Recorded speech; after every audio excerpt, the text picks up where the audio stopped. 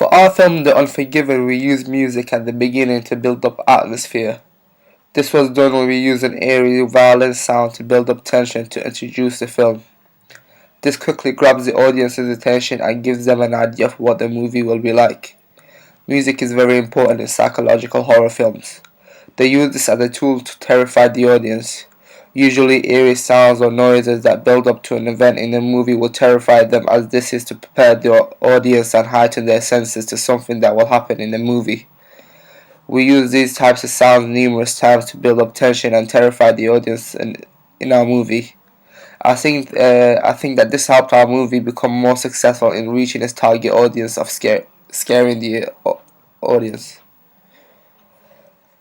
When it comes to contraptional sound, we challenged this idea because we thought that if we genuinely want to scare our audience and make sure that our killer in the movie comes across as a normal person with dark secrets, then using contraptional sounds won't help this point.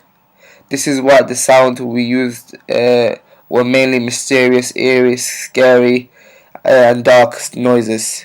The instruments used loud bangs from drums, eerie noises from violins and pianos, and dark hollow noises from flutes. We relied on non-diegetic sound to create suspense and tension.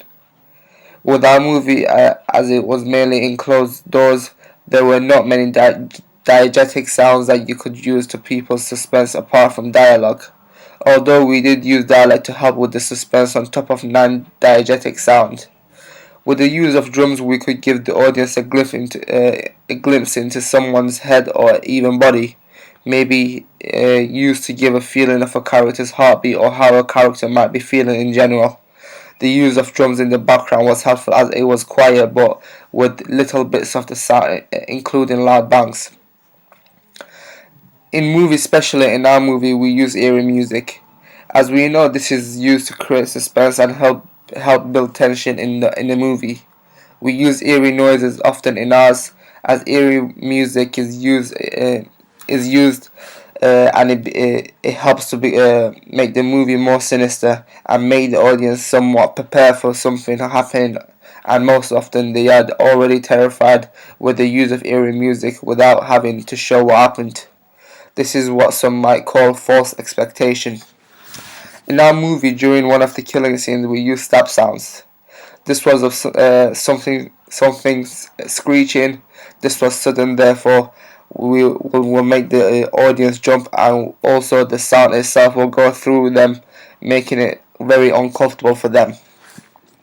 We use this again with bangs of drums and bangs of drums that were suddenly heard in a movie while you are watching, making you have a sudden shock. We challenged the idea of using silence to scare our film. The reason for this was because we did not believe our movie would benefit from this, as it is only a short film and this would not be effective enough when creating our movie compared to using non-diegetic sounds. We put more emphasis on building suspense and tension with non-diegetic sound than building it with silence and diegetic sounds. In one of our scenes, which included an interview, the sound of footsteps can be heard. We added this so it could seem like a busy location, as it is a hospital for mental patients. This was to show that the place would include other people there, and this will give our movie more credentials.